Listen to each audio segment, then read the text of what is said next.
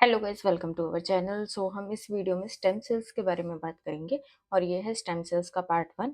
इससे पहले हमने लास्ट वीडियो में एक सीरीज स्टार्ट की थी जिसमें मैंने एनिमल सेल कल्चर के बारे में बात किया था और उसमें मैंने एनिमल सेल कल्चर के बेसिक्स से स्टार्ट किया था। ठीक है, कि प्राइमरी सेल्स क्या होते हैं, सेल लाइन क्या होती है, सेकेंडरी कल्चर क्या होता है, सब कल्चरिंग क्या होती है, कॉन्फ्लुएंसी क्या होती है, पसाजिंग क्या होती है, कौन से मीडिया यूज़ होते हैं, कौन सी कंडीशंस यूज़ होती हैं, ठीक है, एप्लीकेशंस क्या होती हैं, कैसे ग्रो करते हैं सेल्स, फिर उनसे रिलेटेड कुछ क्वेश्चंस भी सॉल्व करवाए थे। अब इस सीरीज में हम स्टेम सेल्स के बारे में बात करेंगे और यह है स्टेम सेल का पार्ट 1। हम इसको स्टार्ट करते हैं। सबसे पहले स्टेम सेल होते क्या हैं? A stem cell is a like a blank or unspecialized cell that can later develop into different specialized cells of the body। तो स्टेम सेल्स एक ब्लैंक सेल होता है, मतलब ब्लैंक सेल्स मतलब कि उसका फेट अभी डिसाइडेड नहीं है कि वो क्या बनेगा। ठीक है, वो अनस्पेशलाइज्ड सेल्स होता है, मतलब कि वो डिफ्रेंशिएट नहीं हुआ है अभी कि वो क्या फॉर्म करेगा। वो कुछ भी फॉर्म कर सकता है डिपेंडिंग ऑन द सिचुएशन। ठीक है, तो इसलिए उसको हम एज ए ब्लैंक और अनस्पेशलाइज्ड सेल बोलते हैं, जो कि बाद में किसी स्पेशलाइज्ड सेल में फॉर्म हो जाएगा। Stem cells are undifferentiated cells present during the embryonic, fetal and adult stages of life। तो जो स्टेम सेल्स होते हैं वो अनडिफ्रेंशिएटेड होते हैं। अनडिफ्रेंशिएटेड मतलब उनका कोई अभी वो डिफ्रेंशिएट नहीं हुआ है, मतलब उन्होंने कोई पर्टिकुलर स्ट्रक्चर गेन नहीं किया है, पर्टिकुलर कोई फंक्शन गेन नहीं किया है, वो अभी अनडिफ्रेंशिएटेड फॉर्म है। और जो स्टेम सेल्स होते हैं वो प्रेजेंट होते हैं हमारे एम्ब्रियोनिक स्टेज में, फीटल स्टेज में और अडल्ट स्टेज में।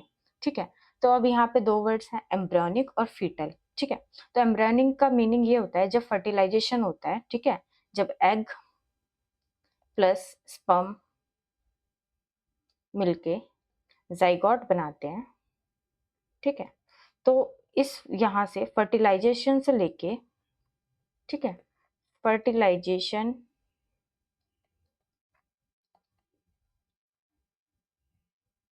से 8 वीक्स तक प्रेगनेंसी की, उसे हम बोलते हैं एम्ब्रियोनिक स्टेज। और जब 8 वीक के बाद से मीन्स 9 वीक टू बर्थ, तब हम बोलते हैं फीटल स्टेज। ठीक है, तो फुल्ली आपको दोनों में डिफरेंस समझ आ गया होगा। तो इन वाली स्टेज में, एम्ब्रियोनिक स्टेज में, फीटल स्टेज में और एडल्ट स्टेज में भी हमारी बॉडी में स्टेम सेल्स पाए जाते हैं, मतलब मिलते हैं, प्रेजेंट होते हैं। They can develop into specialized cells that form the tissue and organs of the body। ये जो हमारे स्टेम सेल्स होते हैं ये डेवलप हो जाते हैं स्पेशलाइज्ड सेल्स में, डिपेंडिंग की रिक्वायरमेंट के अकॉर्डिंग ये हमारी बॉडी में टिश्यू और ऑर्गन्स बनाते हैं। अगर हम बात करें इन postnatal and adult stages के बारे में, मीन्स आफ्टर बर्थ और एडल्ट स्टेजेस के बारे में, तो टिश्यू स्पेसिफिक स्टेम सेल्स जो है वो हमारी बॉडी के डिफरेंट ऑर्गन्स में प्रेजेंट होते हैं और ये इंपॉर्टेंट रोल प्ले करते हैं, लाइक रिपेयर में या रीजनरेशन में आफ्टर इंजरी। सपोज जब हमारी बॉडी में जब कोई एक्सीडेंट हो गया, काफी सारा ब्लड लॉस हो गया, तो जो हमारे हिमेटोपोइटिक स्टेम सेल्स प्रेजेंट होते हैं वो ब्लड की फॉर्मेशन करते हैं। ठीक है, तो डिपेंडिंग जैसी सिचुएशन होती है उसके हिसाब से ये स्टेम सेल्स अपना अपना रोल प्ले करते हैं। अब मेजर कैरेक्टरिस्टिक्स की बात करें तो फर्स्ट होता है सेल्फ रिन्यूअल। ठीक है, सेल्फ रिन्यूअल का मतलब होता है ability to divide and produce more stem cell for long periods. ठीक है, तो जो स्टेम सेल्स होता है ना, वो जब भी डिवाइड करता है तो वो एक स्टेम सेल्स जरूर फॉर्म करता है। जैसे ये स्टेम सेल्स है, एक कोई पर्टिकुलर एक स्टेम सेल है।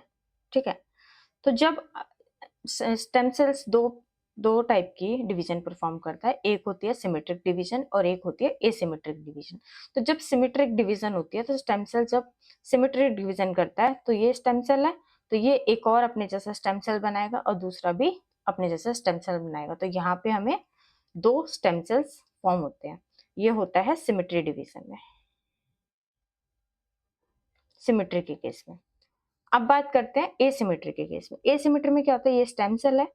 ठीक है, ये प्रोड्यूस करेगा दो सेल्स, एक होगा उसमें स्टेम सेल। ठीक है, इसको हम बोल देते हैं स्टेम सेल।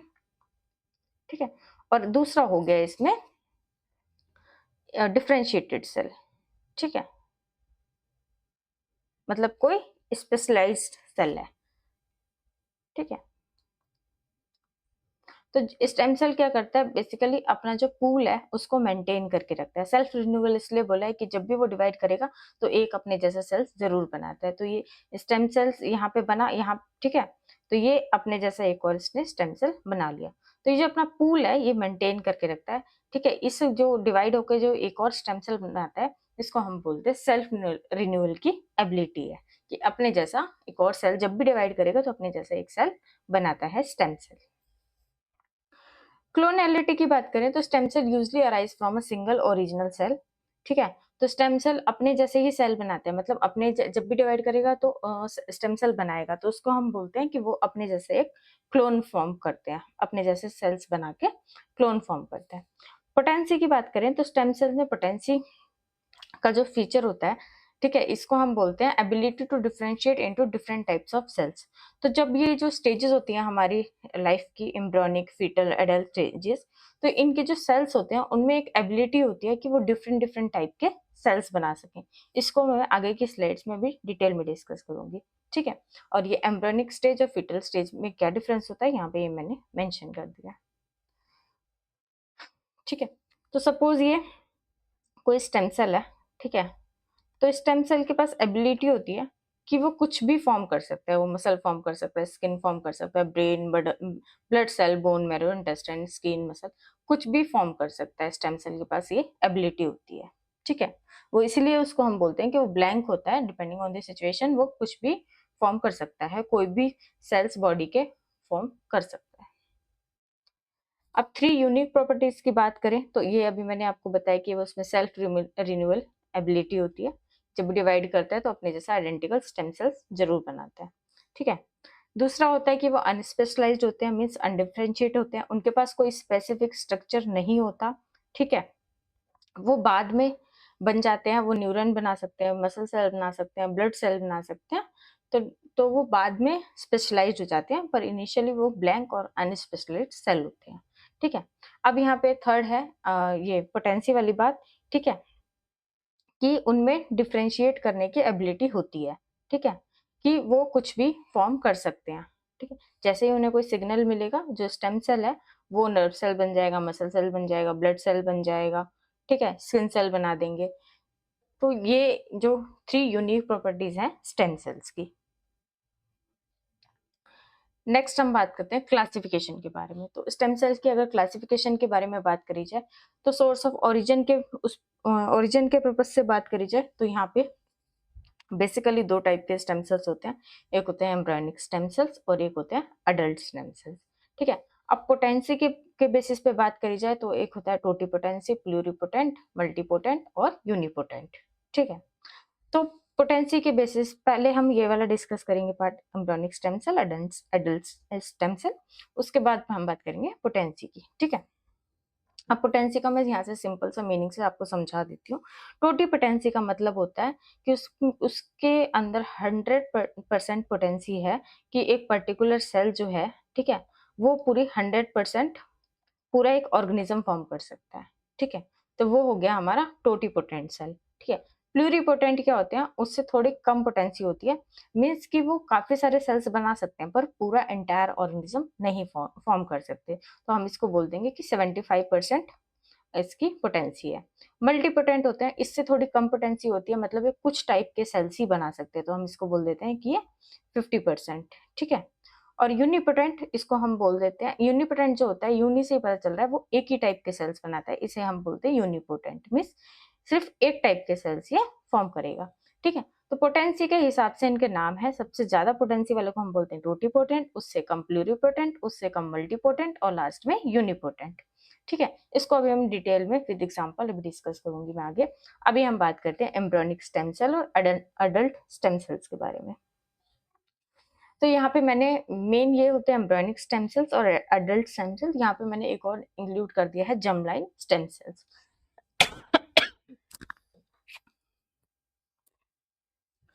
तो अगर हम सोर्स के बारे में बात करें तो एम्ब्रियोनिक जो स्टेम सेल्स होते हैं, ठीक है, वो हमारे प्रेजेंट होते हैं, ब्लास्टोसिस्ट एक स्टेज होती है, अभी मैं इसका आगे आपको बताऊंगी कौन सी स्टेज होती है। इसमें ब्लास्टोसिस्ट स्टेज में प्रेजेंट होते हैं हमारा इनर सेल मास, ठीक है, वो होते हैं हमारे एम्ब्रियोनिक स्टेम सेल्स, ठीक है। का सोर्स होता है, जिसे हम अर्ली एम्ब्रियो भी बोल सकते हैं। ठीक है। अडल्ट स्टेम सेल का जो सोर्स होता है वो होता है like bone marrow, skin, intestine. ठीक है। जर्मलाइन स्टेम सेल्स की बात करें तो ये रिप्रोडक्टिव ऑर्गन्स में प्रेजेंट होते हैं, जैसे कि टेस्टिस और ओवरीज में प्रेजेंट होते हैं। पोटेंसी की बात करें तो जो एम्ब्रियोनिक स्टेम सेल्स होते हैं वो प्लूरिपोटेंट नेचर के होते हैं, क्योंकि जो हमारा इनर सेल मास होता है वो प्लूरिपोटेंट का एग्जाम्पल है। ठीक है। प्लूरिपोटेंट का मतलब होता है वो पूरी बॉडी के सेल्स बना सकते हैं, एक्सेप्ट प्लेसेंटा नहीं बना पाते। उसके अलावा वो पूरे जितने भी ऑर्गन्स वगैरह हैं सब कुछ डेवलप कर सकते हैं। ठीक है। एडल्ट स्टेम सेल्स जो होते हैं वो मल्टीपोटेंट के नेचर के होते हैं, मतलब वो लिमिटेड टाइप के सेल्स बना सकते हैं। और जर्मलाइन सेल्स जो होते हैं वो खाली गैमेट्स बना सकते हैं, तो वो एक ही टाइप के सेल्स बना पाते हैं। मेन फंक्शन की बात करें तो जो एम्ब्रियोनिक स्टेम सेल्स होते हैं, ठीक है, वो सारे टिश्यू बना सकते हैं एम्ब्रियोनिक डेवलपमेंट के, एक्सेप्ट प्लेसेंटा। ठीक है। और जो अडल्ट स्टेम सेल्स होते हैं इनका मेन जो फंक्शन होता है वो होता है जब भी हमारी बॉडी में कोई रिपेयर होता है या जब भी कोई इंजरी होती है तो उसके रिपेयर के लिए, और जो टिश्यू होते हैं उनकी मेंटेनेंस के लिए हमारी बॉडी में adult stem cells important role play करते हैं। उसके बाद जो जर्मलाइन स्टेम सेल्स होते हैं उनका मेन फंक्शन ये होता है कि गैमेट्स बनाते हैं जो स्पर्म और ओवा मीन्स स्पर्म और एग फॉर्म करते हैं। तो एग्जाम्पल की बात करें तो एम्ब्रियोनिक स्टेम सेल्स हमारे नर्व, मसल, ब्लड, स्किन काफी टाइप के सेल्स बना सकते हैं। ठीक है। Adult stem cells like hematic potent stem cells होते हैं वो हमारे ब्लड सेल्स बनाते हैं। ठीक है। तो ये हो गया इसका एग्जाम्पल अडल्ट स्टेम सेल्स का। जर्मलाइन स्टेम सेल का एग्जाम्पल होता है जैसे जो स्पर्मेटोगोनियल स्टेम सेल्स होते हैं वो स्पर्म बनाते हैं। ठीक है। लोकेशन की बात करें अपनी लाइफ के स्टेजेस में तो embryonic stem cell early embryo में प्रेजेंट होते हैं। Adult stem cell after birth throughout the life, मतलब बर्थ से लेके थ्रू आउट द लाइफ जो प्रेजेंट होते हैं वो होते हैं हमारे अडल्ट स्टेम सेल। और ये जो जर्मलाइन स्टेम सेल्स होते हैं ये हमारे रिप्रोडक्टिव सिस्टम में प्रेजेंट होते हैं। रिसर्च यूज में बात करी जाए तो जो हमारे एम्ब्रियोनिक स्टेम सेल्स होते हैं ये यूज होते हैं रिजेनरेटिव मेडिसिन में, डेवलपमेंटल बायोलॉजी में। एडल्ट स्टेम सेल्स होते हैं वो हमारे टिश्यू रिपेयर थेरेपी में यूज होते हैं। जर्मलाइन स्टेम सेल्स की बात करें तो फर्टिलिटी और रिप्रोडक्टिव बायोलॉजी रिलेटेड जो भी स्टडी रिसर्च होती है उसमें हमारे जर्मलाइन स्टेम सेल्स यूज होते हैं। होपफुली आपको समझ आया होगा। अब हम पोटेंसी के बेसिस पे बात करते हैं। ठीक है। तो आपको पता है अभी मैंने पीछे भी बताया कि जब हमारा स्पर्म प्लस एग का फर्टिलाइजेशन होता है तो हमारे यहाँ पे जाइगोट फॉर्म होता है। ठीक है। जब ये जाइगोट फॉर्म होता है तो ये डिवाइड होता है, फिर ये बनाते हैं हमारे 2 सेल स्टेज, और उसके बाद बनती है 4 सेल स्टेज, और उसके बाद बनता है 8 सेल स्टेज। ठीक है। तो जाइगोट से लेके मींस फर्टिलाइजेशन से लेके 8 सेल स्टेज तक जो सेल्स होते हैं उनका जो नेचर होता है वो होता है टोटीपोटेंट। मींस इसमें से हम कोई भी किसी भी स्टेज का सेल लेके अगर उसको ग्रो करेंगे तो वो एक पूरा एंटायर ऑर्गेनिज्म फॉर्म कर सकते हैं। तो ये आपको एज एग्जांपल याद रखना है कि जाइगोट से लेके 8 सेल स्टेज तक जितने भी सेल्स होते हैं उसमें से कोई भी एक सेल लेके अगर हम ग्रो करेंगे तो वो एक कंप्लीट ऑर्गेनिज्म फॉर्म हो जाएगा। ठीक है। 8 सेल स्टेज के बाद यहाँ पे हमारी एक 16 सेल स्टेज आती है जिसे हम बोलते हैं मोरूला। ठीक है। उसके बाद हमारा ये फॉर्म होता है जिसे हम बोलते हैं ब्लास्टोसिस्ट। ठीक है। ब्लास्टोसिस्ट में ये जो हमारी बाहर वाली लेयर होती है इसको हम बोलते हैं ट्रोफोब्लास्ट, और जो ट्रोफोब्लास्ट होता है ये फॉर्म करता है हमारा प्लेसेंटा, और ये जो इनर सेल्स हैं ये वाले इसको हम बोलते हैं इनर सेल मास। ठीक है। ठीक। और ये जो हमारे यहाँ पे कैविटी होती है यहाँ पे इसको हम बोलते हैं ब्लास्टोसील।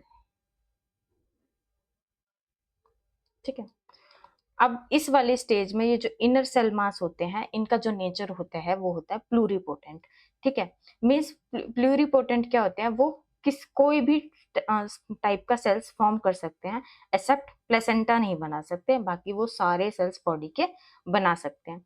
तो प्लूरिपोटेंट का सबसे इंपॉर्टेंट एग्जाम्पल होता है इनर सेल मास, ये आपको याद रखना है। नेक्स्ट हम बात करें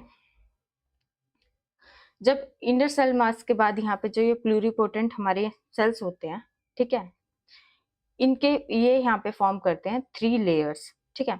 एक होती है हमारी ये गैस्ट्रुलेशन स्टेज जब होती है, गैस्ट्रुलेशन स्टेज में हमारी थ्री यहाँ पे 3 टाइप की यहाँ पे लेयर्स बनती हैं, ठीक है। एक होती है हमारी एक्टोडर्म, एक होती है हमारी मेसोडर्म, एक होती है एंडोडर्म, ठीक है। तो जो एक्टोडर्म होती है वो हमारा ब्रेन स्किन बनाती है, मेसोडर्म होती है बोन मसल ब्लड वेसल्स बनाती है, जो एंडोडर्म होते हैं वो liver pancreas lung epithelium form करती है, ठीक है। तो जो हमारी यहाँ पे ये मेसोडर्म है, ये क्या करती है, मेसोडर्म यहाँ पे हमारा जो है ये हमारा फॉर्म करता है स्टेम सेल्स, ठीक है, मल्टीपोटेंट स्टेम सेल, ठीक है। जब मेसोडर्म से यहाँ पे हमारे ये बनते हैं, ठीक है, हेमेटोपोएटिक स्टेम सेल्स और या फिर मेसेनकाइमल स्टेम सेल्स, ठीक है। तो हम यहाँ पे इनको बोलते हैं कि ये इनका जो नेचर है वो होता है मल्टीपोटेंट स्टेम सेल्स, ठीक है। उसके बाद ये जो हमारी हेमेटोपोएटिक स्टेम सेल्स होते हैं ये फॉर्म करते हैं माइलॉइड प्रोजेनाइटर सेल, और उसके बाद जो ये हमारे माइलॉइड प्रोजेनाइटर सेल्स होते हैं ये बनाते हैं हमारे इराइथ्रोब्लास्ट, ठीक है। इराइथ्रोब्लास्ट जो होता है हमारी यूनिपोटेंट सेल होता है, और ये फॉर्म करते हैं हमारा आरबीसी, ठीक है, रेड ब्लड सेल्स, ठीक है। तो हम यहाँ पे अगर डिस्कस करें तो यहाँ पे देखेंगे आप कि ये प्लूरिपोटेंट स्टेम सेल है, ठीक है। इससे हमारे बन रहे हैं हेमेटोपोएटिक स्टेम सेल्स या फिर मेसेनकाइमल स्टेम सेल्स, ठीक है। उसके बाद हेमेटोपोएटिक स्टेम सेल से हमारा प्रोजेनाइटर सेल, उसके बाद इराइथ्रोब्लास्ट, और इराइथ्रोब्लास्ट में फॉर्म कर रहा है हमारा आरबीसी।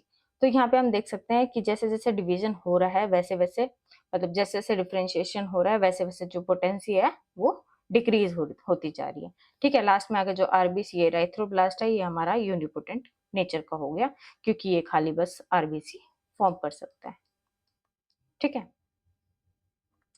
तो होपफुली आपको ये समझ आया होगा पोटेंसी और एम्ब्रियोनिक स्टेम सेल्स क्या होते हैं, स्टेम सेल्स क्या होते हैं, ठीक है। और इसके अलावा अगर आपको कोई भी डाउट आता है तो आप कमेंट बॉक्स में कमेंट करके पूछ सकते हैं। So thank you.